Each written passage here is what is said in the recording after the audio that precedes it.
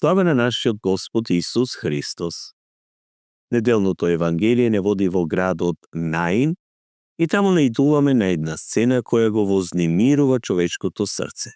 Мајка вдовица го изгубила својот син единец, го погребуваат.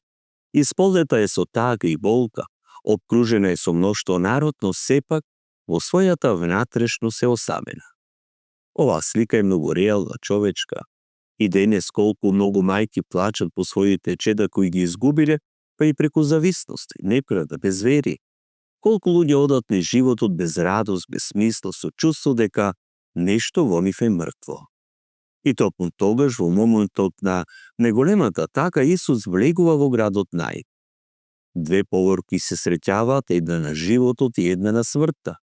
Од едната страна Исус и неговите ученици исполнети со живот и радост, од другата мноштво народ ожалостен без живот, во тага без надеж. Исус не е равнодуше. Штом ја виде жената вдовица, се сожали па и рече: не плачи. Така ни зборува Евангелието. Не затоа што нема причина да плаче, туку сака да го најави чудото сушност, да покаже дека со него ситуацијата може да се промени. Исус го допира носилото. Тоа е моментот кога животот и смртта се соочуваат. Изговорува збор што никој не би се осмелил да го каже: момче, тебе ти велам, стани. И мртвото момче станува. Евангелието вели Исус го предаде на мајка му, ја врати на жената и смислата и иднината и надежда. Вакви чуда се случуваат и денес.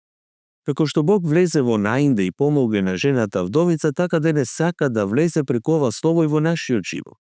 Заре не е воскресение кога некој човек, мртов поради своите гревови, се враќа кај Бога? Секогаш кога простуваме, кога повторно се одлучуваме да љубиме, кога воскреснува во нас надежда дека животот има смисла со Христа, се случува истото чудо од Наин.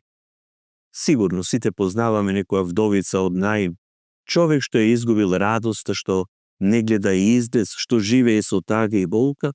Може би тоа си и ти, но запомни, Исус секогаш се сообличува со нашето страдање и сака да ни каже збор што ќе не врати во живот.